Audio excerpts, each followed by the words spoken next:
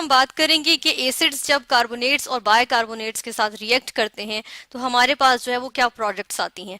हम एसिड्स के different chemical properties देख रहे हैं और इसी में अब हम इनके केमिकल रिएक्शन देखेंगे डिफरेंट कार्बोनेट्स और बाइकार्बोनेट्स के साथ। ठीक है, हम पहले ये देख लेते हैं कि कार्बोनेट्स हमारे पास होते क्या हैं। कार्बोनेट्स का अगर हम किसी कार्बोनेट का जो है फॉर्मूला देखें तो कार्बोनेट हमारे पास होते हैं CO3-2। ठीक है, ये A9 होता है हमारे पास, एक कॉम्प्लेक्स A9 होता है क्योंकि ये मोर देन वन एटम्स से बने हुआ है, एक जो है वो आयन है। ठीक है, और नेगेटिवली चार्ज आयन है, इसको इसलिए हम इसको कहते हैं A9। ठीक है, तो ये हमारे पास है कार्बोनेट। अब इसका अगर फॉर्मूला देखें तो हमारे पास होता है एक सेंटर में C यानी कार्बन होता है और इसके अलावा हमारे पास क्या होता है, एक ऑक्सीजन होता है, डबल बॉन्ड उसका बना होता है कार्बन के साथ। फिर कार्बन को अपनी वैलेंसी पूरी करनी है, इसलिए एक ऑक्सीजन यहाँ पर होता है और एक ऑक्सीजन इसके दूसरी जानिब होता है। ठीक है, यानी कि 3 ऑक्सीजन से ये इस तरह से जो है वो कंबाइंड होता है। अब हम देख रहे हैं कि जो इसके लेफ्ट और राइट पे जो ऑक्सीजन एटम्स हैं इनकी वैलेंसी पूरी नहीं है, यानी कि सॉरी इनके जो है वो ऑक्टेट कंप्लीट नहीं है। ठीक है, कार्बन ने जो है वो अपना ऑक्टेट कंप्लीट कर लिया, लेकिन इन्होंने जो है वो वन लेस बॉन्ड बनाए हुए अपनी कैपेबिलिटी से। ठीक है, तो हम देख रहे हैं कि इन पे नेगेटिव चार्ज आ जाता है। ठीक है, यानी कि 2 नेगेटिव चार्ज आ गए, इसलिए -2। ठीक है, ये हमारे पास हो गया कार्बोनेट। हम बात कर लेते हैं अब कि बाइकार्बोनेट्स क्या होते हैं। बाइकार्बोनेट्स की बात करें तो वो हमारे पास बाइकार्बोनेट्स को हम हाइड्रोजन कार्बोनेट्स भी कहते हैं। ठीक है, ये हमारे पास आ गया हाइड्रोजन कार्बोनेट, इसे कहते हैं हाइड्रोजन कार्बोनेट। ये भी एक कॉम्प्लेक्स A9 होता है। ठीक है, अब इसका अगर हम स्ट्रक्चर देख लें तो हमारे पास जो है वो कार्बन बिल्कुल उसी तरह जिस तरह हमारे पास कार्बोनेट में था। कार्बन हमारे पास जो है वो डबल बॉन्ड बना के एक ऑक्सीजन के साथ बनाता है, एक डबल बॉन्ड, एक इसके लेफ्ट पे होता है, यानी कि यहाँ पे एक ऑक्सीजन आ गया, एक लेफ्ट पे होता है, एक राइट पे होता है।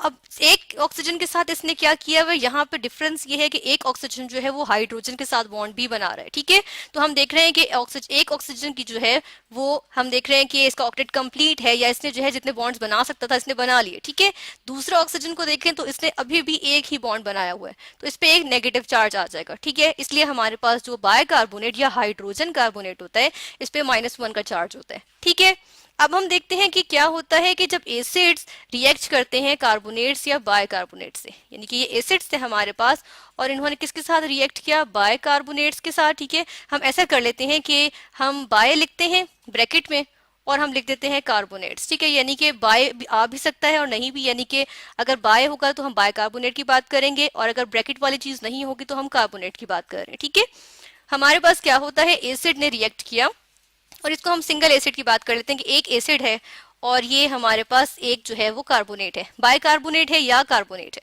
इसने रिएक्ट किया एसिड के साथ और हमारे पास क्या बन गया, एक सॉल्ट बन गया। ठीक है, और हमारे पास और क्या चीजें आएंगी, जो बायो प्रोडक्ट्स होंगी, यानी कि जो साइड प्रोडक्ट्स बनती हैं, इसमें हमारे पास कार्बन डाइऑक्साइड बनेगी और वाटर भी बनेगा। ठीक है, यानी कि ये हमारे पास यूजुअली रिएक्शन होता है कि इसमें हमारे पास कार्बन डाइऑक्साइड गैस जो है वो इवॉल्व होती है। ठीक है, और हम देख रहे हैं कि वाटर भी बन रहा है हमारे पास। तो ये यूजुअल रिएक्शन होता है या ये एक जनरल रिएक्शन होता है। हमने इसको इन वर्ड्स लिख दिया कि एसिड होता है वो कार्बोनेट या बाइकार्बोनेट के साथ रिएक्ट करता है, क्या बनाता है, सॉल्ट बनाता है, कार्बन डाइऑक्साइड बनती है और वाटर बनता है। ठीक है, कार्बन डाइऑक्साइड गैस जो है वो गैसियस फॉर्म में होती है तो वो रिलीज हो जाती है। ठीक है, इसकी अब हम जनरल की जगह अब हम स्पेसिफिक एग्जांपल्स देखेंगे। स्पेसिफिक एग्जांपल्स में हम देख लेते हैं कि एसिड्स हमारे पास जो है वो 2 टाइप के हम लेंगे, जिसमें हमारे पास एसिड्स क्या होते हैं, जिनमें हमारे पास जो है क्या होता है, हाइड्रोजन मौजूद होता है। यूजुअली एसिड्स वही वाले हमारे पास आ जाते हैं जिसमें हाइड्रोजन मौजूद होता है जो डोनेट किया जा सकता है एज प्रोटॉन। ठीक है, तो हम HCl की मिसाल लेंगे और हम किसकी मिसाल लेंगे, हम लेंगे सल्फ्यूरिक एसिड की मिसाल। ठीक है, सबसे पहले हम HCl को लेके चलते हैं और कार्बोनेट का एक सॉल्ट ले लेते हैं। कार्बोनेट का हम सॉल्ट जो यहाँ लेंगे वो कैल्शियम कार्बोनेट है। ठीक है, कैल्शियम कार्बोनेट, ये हमारे पास आ गया कैल्शियम कार्बोनेट। कैल्शियम कार्बोनेट को और क्या कहते हैं, इसको हम लाइमस्टोन भी कहते हैं। हमें पता है इसको लाइमस्टोन कहा जाता है, चूने का पत्थर जो होता है। ठीक है, इसको चूने का पत्थर भी कहते हैं। ये हमारे पास कार्बोनेट आ गया। फिर हम एसिड देख लेते हैं, हमने कहा HCl यूज करेंगे, ये HCl आ गया। ठीक है, रिएक्शन हुआ हमारे पास। अब क्या चीज बनेगी, हमने कहा कि हमारे पास जो है वो एक सॉल्ट बनेगा। अब जो सॉल्ट बनता है वो डिपेंड करता है हमारे पास कौन सा एसिड है। जिस तरह हम HCl यूज करेंगे तो हमारे पास क्लोरीन का सॉल्ट बनेगा। ठीक है, यानी कि अगर हम यहाँ पर देखें तो हमारे पास जो है वो बनता है कैल्शियम क्लोराइड। ठीक है, कैल्शियम क्लोराइड बन गया हमारे पास। ठीक है, ये आ गया कैल्शियम क्लोराइड। ये कैल्शियम क्लोराइड है और ये एक्वस फॉर्म में क्योंकि ये सॉल्ट है, ठीक है। तो और दूसरी चीज जो हमारे पास बनेगी, बाकी दो प्रोडक्ट्स हमें पता है वो बनती हैं कार्बन डाइऑक्साइड गैसियस फॉर्म में इवॉल्व होगी, ठीक है। और हम कहते हैं कि साथ में क्या बनेगा, लिक्विड वाटर बनेगा, ठीक है। ये हमारे पास रिएक्शन होता है। अब कार्बन डाइऑक्साइड के साथ जो है, क्योंकि ये गैस है और ये इवॉल्व हो जाएगी, बाहर निकल जाएगी, तो ये हम साथ में एरो शो कर देते हैं, ठीक है। यानी कि ये शो कर रहा है कि गैस इवॉल्व हो गई, ठीक है। और अब हम देख रहे हैं कि हमारे पास जो है वो रिएक्शन हुआ है जिसमें हमारे पास क्या था, एसिड था, बाइकार्बोनेट था, यहाँ पे हमारे पास कार्बोनेट है, क्योंकि ये एच तो नहीं यानी हाइड्रोजन कार्बोनेट नहीं है बल्कि कैल्शियम का कार्बोनेट है जिसको हम लाइमस्टोन भी कहते हैं। तो हमारे पास कार्बोनेट था, उसने एसिड से रिएक्ट किया, उसने जो है वो एक सॉल्ट बनाया, साथ में कार्बन डाइऑक्साइड गैस रिलीज हुई और वाटर भी बना, ठीक है। दूसरे भी हम एक रिएक्शन देख लेते हैं बिल्कुल इसी तरह, लेकिन अब हम हाइड्रोजन कार्बोनेट या बाइकार्बोनेट ले लेते हैं और इसमें हम जो है वो सोडियम हाइड्रोजन कार्बोनेट की बात कर लेते हैं, ठीक है। सोडियम हाइड्रोजन कार्बोनेट, इसमें हम देख रहे हैं ये एक्वस फॉर्म में हमारे पास मौजूद था। इसका रिएक्शन हुआ किसके साथ, HCl के साथ। इस दफा हम HCl के साथ चले नहीं करते, हम ऐसा कर लेते हैं कि सल्फ्यूरिक एसिड ले लेते हैं, ठीक है। यहाँ पे हम सल्फ्यूरिक एसिड ले लिया, हम देखते हैं कि अब सल्फ्यूरिक एसिड यूज हुआ है तो हमारे पास रिएक्शन क्या होगा। हमारे पास रिएक्शन में अब जो चीज बनेगी यानी कि जो हमारे पास सॉल्ट बनेगा, हमने कहा कि वो एसिड पे डिपेंड करेगा, तो हमारे पास हमें पता है कि वो सोडियम का सल्फेट बनेगा। तो हमारे पास यहाँ पे क्या आ गया, सोडियम का ये सल्फेट यानी कि Na2SO4 जो कि है सोडियम का सल्फेट, ठीक है। और इसके अलावा हमारे पास क्या बनेगा, जो यूजुअल प्रोडक्ट्स हैं यानी कि कार्बन डाइऑक्साइड गैसियस फॉर्म में होगी जो कि इवॉल्व हो जाएगी और वाटर लिक्विड फॉर्म में हमारे पास बनेगा, ठीक है। ये बाय प्रोडक्ट्स हैं, ठीक है। ये हम देख लेते हैं कि कार्बन डाइऑक्साइड गैस जो है वो इवॉल्व हो रही है, ठीक है। ये हमारे पास आया रिएक्शन जब हमारे पास सल्फ्यूरिक एसिड एज हमारे पास एसिड यूज हुआ, ठीक है। इसमें हम देख लेते हैं कि क्या ये इक्वेशंस बैलेंस्ड हैं, तो हम देखते हैं कि यहाँ 2 क्लोरीन है जबकि यहाँ पे सिर्फ 1 क्लोरीन है। अगर हम यहाँ 2 लगा दें तो क्या क्लोरीन तो बैलेंस्ड है, और बाकी हम एलिमेंट्स भी देख लेते हैं, हाइड्रोजन 2 है, हाइड्रोजन 2 है, और यहाँ पे हमारे पास कैल्शियम 1 है, एक ही है, कार्बन 1 है, और हमारे पास ऑक्सीजन 3 है, यहाँ पे भी 3 है।